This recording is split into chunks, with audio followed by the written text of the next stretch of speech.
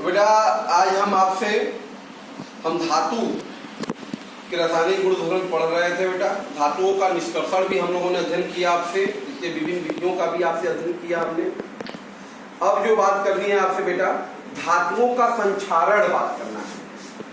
क्या बात करेंगे बेटा? धातुओं का संक्षारण, कोरोजन ऑफ मेटल। ये क्या होता है बेटा? देखिए, जब धातुएं वायु या नम के संपर्क में आते हैं तो बेटा धातुओं का धीरे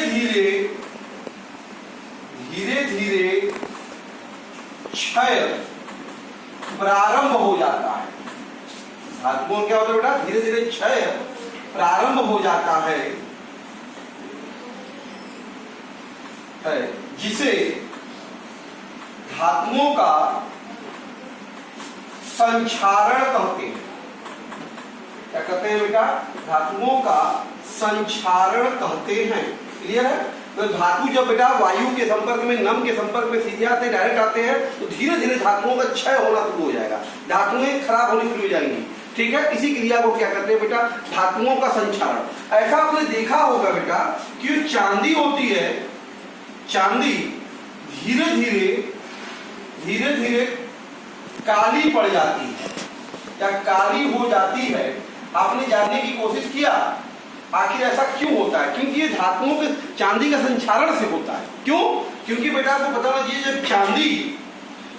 जब चांदी बेटा वायु के संपर्क में आता है, वायु के संपर्क में आता है, तब चांदी, सिल्वर वायु में उपस्थित बेटा वायु में उपस्थित जो सल्फर होता है, सल्फर से क्रिया करके, सल्फर से क्रिया, जान लीजिएगा, समझ रहे ना? क्या करेगा? सिल्वर जो है वायु में जो सल्फर है उससे क्रिया करके सिल्वर सल्फाइड क्या बनाता है बेटा? सिल्वर सल्फाइड Ag2S बना लेता है, जिससे चांदी है बेटा वो काली हो जाती है या काली पड़ जाती है। क्लियर है बेटा?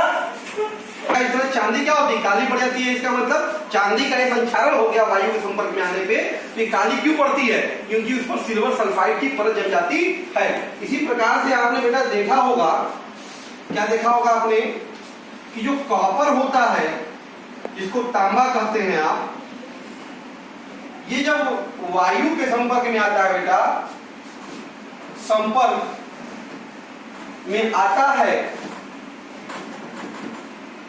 है तो हमने देखा है इस पर हरे रंग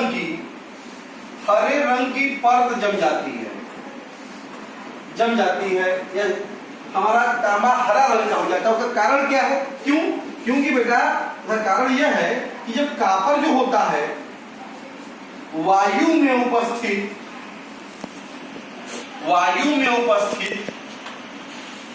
कार्बन डाइऑक्साइड से, ध्यान दीजिएगा, इससे वायु में उपस्थित कार्बन डाइऑक्साइड से क्रिया करके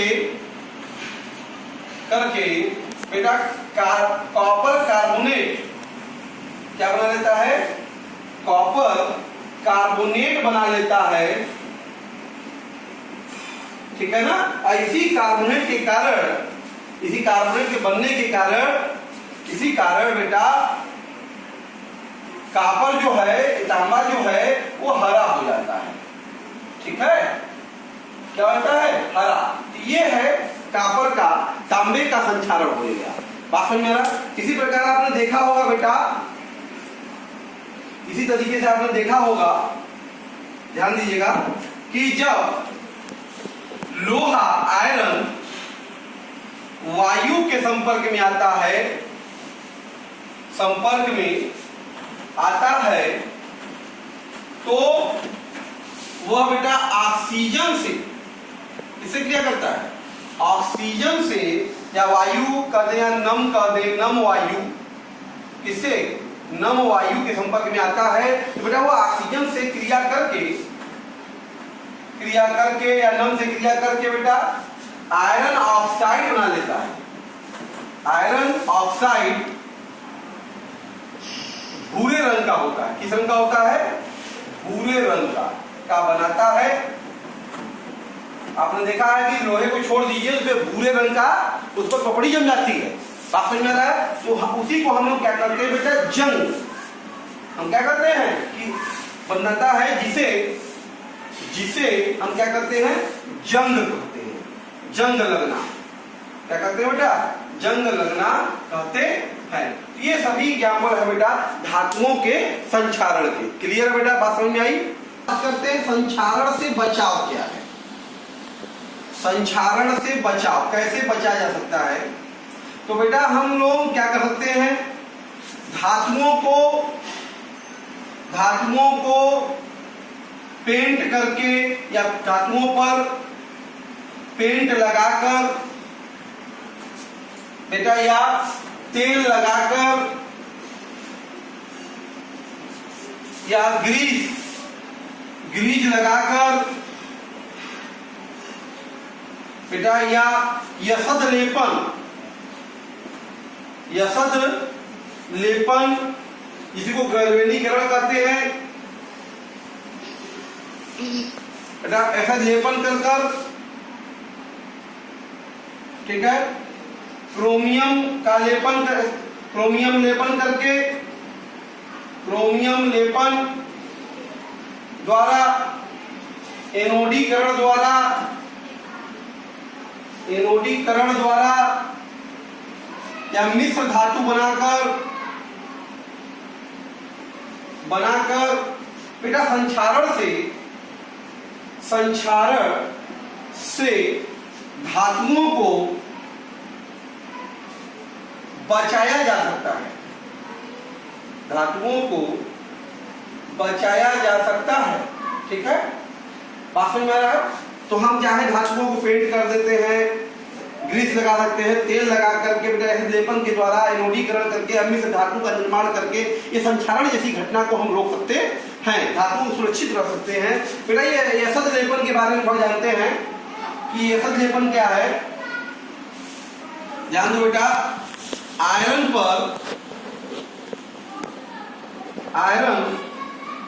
पर जफ्ते मतलब जिंक की परत चढ़ाना यसद लेपन कहलाता है। बात समझ आ रहा है? इसमें होता क्या है कि जब आयरन पर जिंक की परत चढ़ा देते हैं तो बेटा जिंक का वायु द्वारा क्षय हो जाता है, ठीक है, जिंक क्षयित हो जाएगा। बात समझ, क्योंकि आयरन के ऊपर जिंक का परत चढ़ा दिया तो वायु संपर्क में आएगा, कौन क्षय होगा बेटा? जिंक का होगा, जिससे हमारा आयरन जो है बेटा, आयरन सुरक्षित रहता है। क्या रहता है? सुरक्षित रहता है। इस घटना को बेटा ऐसा लेपन कहते हैं। जैसा लेपन करके हम लोग आयरन को क्या कर सकते हैं, उसके क्षरण से या जंग लगने से उसका हम क्या कर सकते हैं बेटा, बचाव कर सकते हैं। क्लियर है बेटा? करते हैं मिश्र धातु की। ये मिश्र धातु बेटा क्या होते हैं, ध्यान दीजिएगा। दो या दो से अधिक धातुओं का समांगी मिश्रण जो होता है, मिश्रण बेटा मिश्र धातु कहलाता है।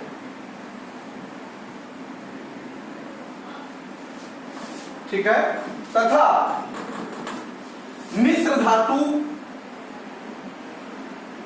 बनाने की जो प्रक्रिया होती है वो बेटा मिश्रात्वन कहते हैं। क्या कहते हैं बेटा? मिश्रात्वन कहते हैं। बात में इस विधि के द्वारा हम ध्यान दीजिएगा, इस जो मिश्रात्वन है इस विधि के द्वारा इच्छानुसार, तो जिस तरह की इच्छा हमारी है उस अनुसार इच्छानुसार गुण धर्म वाले मिश्र धातु बनाए जा सकते हैं। क्लियर है बेटा? आइए कुछ एग्जांपल देखते हैं इनका मिश्र धातु का। ओके, बात होता है जो बेटा लोहा, निकिल और क्रोमियम का, किसका? लोहा, निकिल और क्रोमियम का मिश्र धातु होता है। ठीक है, इसके बारे में आप जानिए कि बेटा ये जो होता है ये कुचालक होता है। क्या होता है? ये अच्छा कुचालक होता है इस बात। इसी प्रकार से सोल्डर जो होता है बेटा लेड और टीन का मिश्र धातु है। क्या है? लेड और टीन का मिश्र धातु है, जिसका उपयोग बेटा हम क्या करते हैं? तारों को जोड़ने में करते हैं। आप लोग देखे होंगे जो इलेक्ट्रीशियन होते हैं तारों को, इलेक्ट्रॉनिक को जोड़ने के लिए सोल्डरिंग करते हैं सोल्डर के द्वारा। अच्छा, आपको ये भी जानना चाहिए बेटा कि आयरन में बेटा कार्बन की अल्प मात्रा मिलाने से यह बहुत कठोर हो जाता है, बहुत कठोर व फौलाद जैसा हो जाता है। ठीक है ना? हमको आयरन बहुत कठोर चाहिए तो कार्बन में उसको मिश्रित करके मिश्र धातु का निर्माण करेंगे तो बेटा क्या होगा? बहुत ही कठोर होगा। अच्छा, आपको थोड़ा सा ये भी जानना चाहिए बेटा 24 कैरेट सोने का जो होते हैं बेटा ये शुद्ध सोने होते हैं। 24 कैरेट के जो सोने होते हैं ये बहुत ही शुद्ध सोना है, परंतु बहुत ही मुलायम होता है। ठीक है? क्या होता है? बहुत ही मुलायम होता है, जिसके कारण इसका आभूषण बनाने में दिक्कत आती है। ठीक है? इससे आभूषण बनाने में क्या होती है? दिक्कत आती है। इसलिए इसे थोड़ा कठोर करने के लिए बेटा इसे थोड़ा कठोर करने के लिए इसमें उचित मात्रा में कॉपर या चांदी मिलाया जाता है। ठीक है? मिलाया जाता है जिससे कि आभूषण बहुत अच्छा सा बन सके। अच्छा, 22 कैरेट सोना जो होता है, 22 कैरेट सोने का क्या अर्थ है? 22 कैरेट सोना का अर्थ है बेटा कि इस सोने में जो शुद्ध सोना है बेटा, शुद्ध सोना वो 22 भाग है। 22 भाग क्या है? शुद्ध सोना है। तथा दो भाग में या तो तांबा या तो चांदी क्या है? मिली हुई। बात समझ में आ रहा है? तो ये था बेटा मिश्र धातु और इनके कुछ उदाहरण, इनके उपयोग हमने बताया और संचारण हमने आपको बताया, संचारण के बचाव के तरीके बताया। अब हम थोड़ा सा बात करते हैं आपके बुक में एनसीईआरटी में इस लेसन से दिए हुए कुछ प्रश्नों को देखते हैं। आइए देखते हैं बेटा। ओके बेटा, कुछ क्वेश्चन हमारे सामने आपके यहाँ दिए हुए बुक में। इसे पहला क्वेश्चन कर रहा है कि ऐसे दो धातुओं के नाम बताइए जो प्रकृति में मुक्त अवस्था में पाया जाता है। तो ऐसा कौन सा धातु प्रकृति मुक्त अवस्था में पाया जाता है जो बेटा सक्रियता श्रेणी में सबसे नीचे होते हैं? बताया था मैंने आपको, वो मुक्त अवस्था में पाए जाते हैं बेटा। जैसे आप कह सकते हैं प्लेटिनम, बेटा सोना, ये ऐसे धातु हैं और भी हैं जो प्रकृति में क्या होते हैं बेटा, मुक्त अवस्था में पाए जाते हैं, क्योंकि इनकी सक्रियता बहुत ही कम होती है। क्लियर है। अगला प्रश्न बेटा आपसे पूछ रहा है, ध्यान दीजिएगा, क्या करा, धातु को उसके ऑक्साइड से प्राप्त करना है। मतलब अगर कोई ऑक्साइड है, इससे अगर धातु प्राप्त करना है बेटा, अगर इससे धातु प्राप्त करना है तो कौन सा प्रक्रम अपनाएंगे? तो बेटा इस प्रक्रम को क्या कहते हैं, अपचयन कहते हैं। क्या कहते हैं बेटा, अपचयन। ठीक है, तो वो प्रक्रम कौन सा है बेटा, अपचयन प्रक्रम है।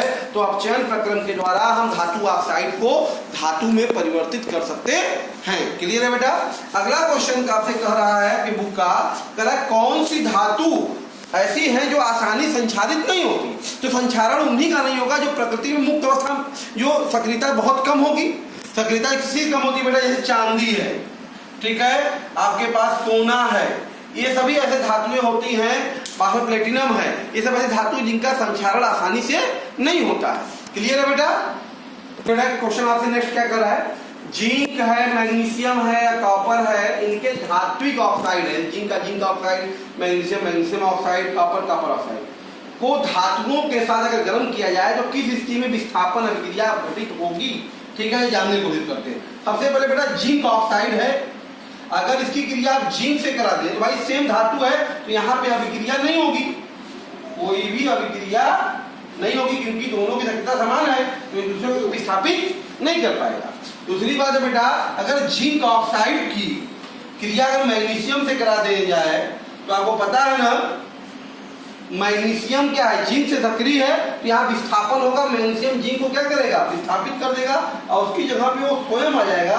तो ये इस तरह से यहाँ विस्थापन होगा। क्यों?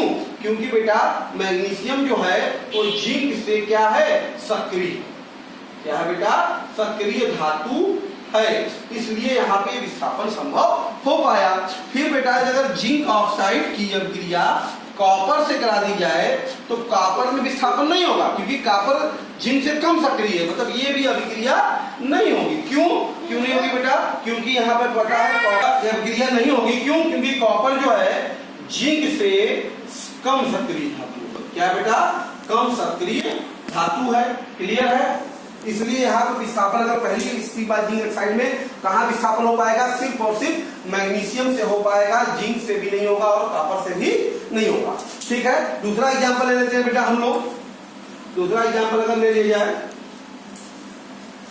क्या कर रहा है आपसे, मैग्नीशियम ऑक्साइड है, तो मैग्नीशियम ऑक्साइड की क्रिया अगर जिंक से कराओ तो तुमको पता है नहीं है मैग्नीशियम से कम सक्रिय है, तो इसलिए भी अभिक्रिया ये नहीं होगी, क्योंकि बेटा जिंक जो है कम सक्रिय है। जिंक क्या है?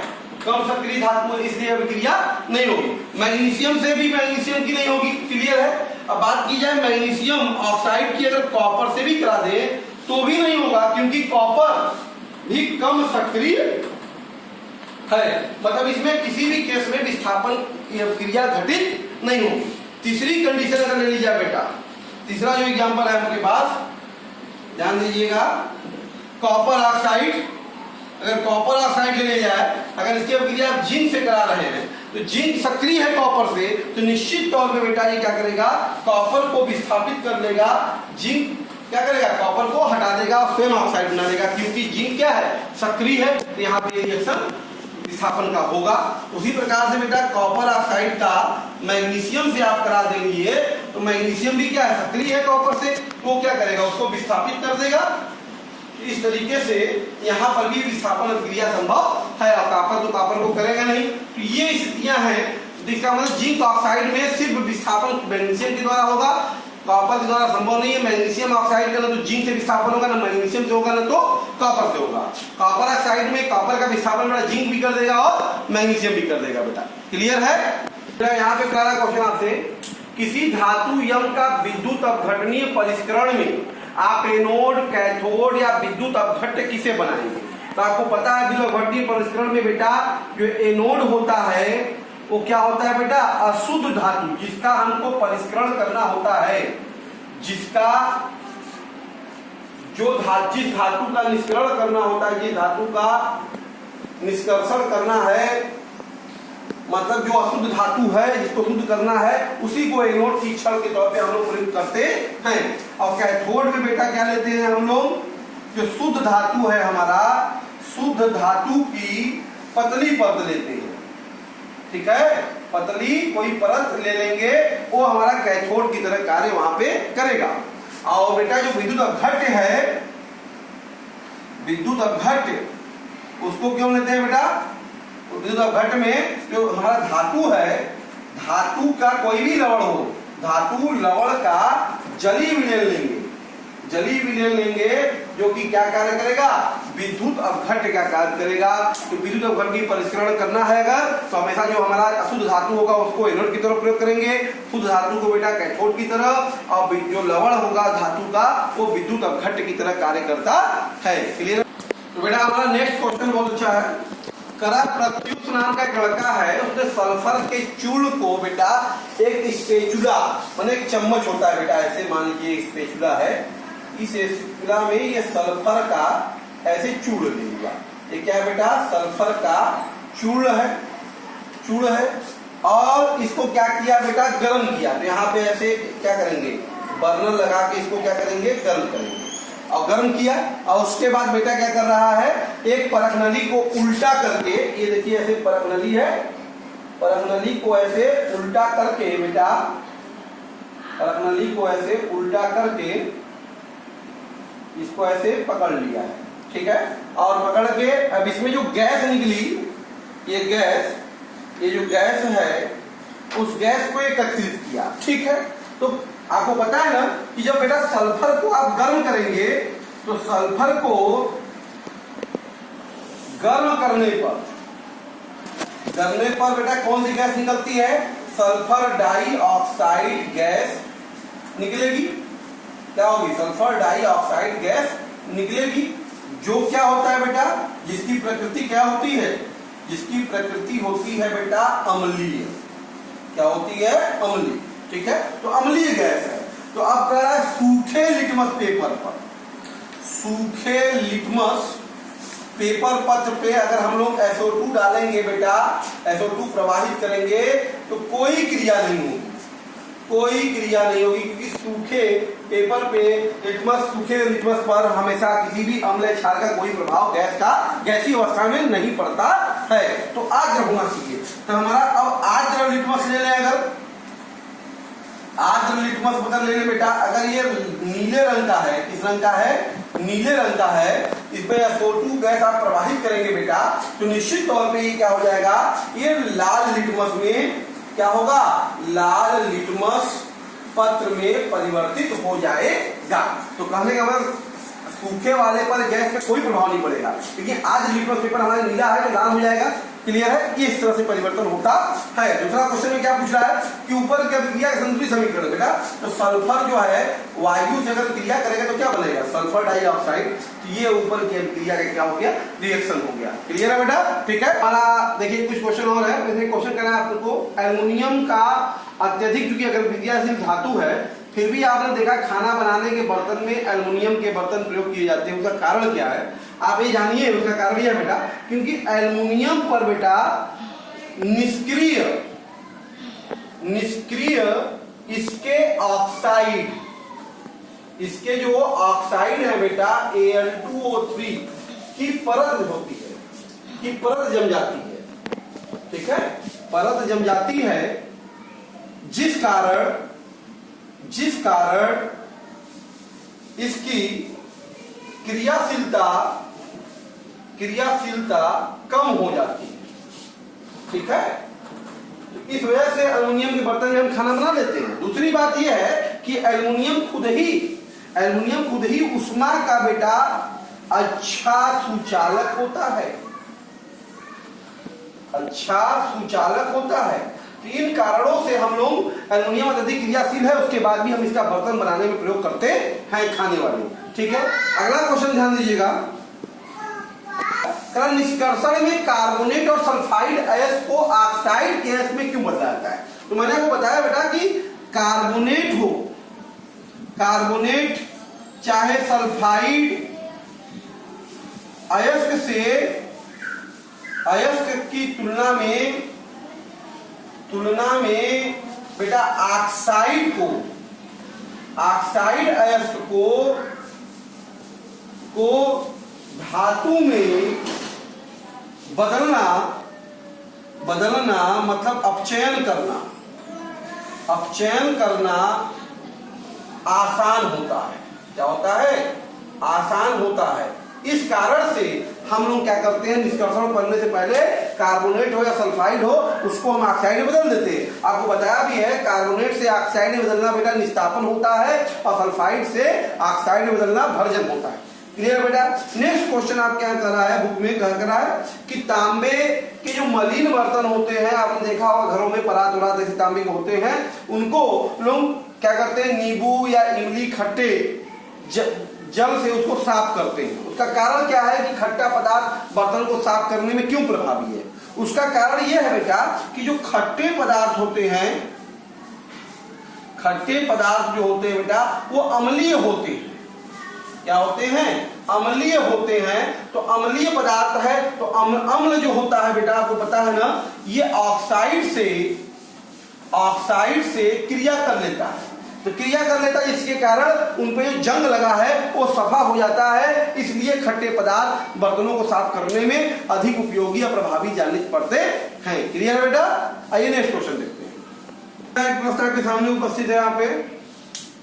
कह एक व्यक्ति प्रत्येक घर में सुनार बनकर जाता है और उसने पुराने मलिन सोने के आभूषणों में पहले जैसी चमक पैदा करने का ढोंग रचाया।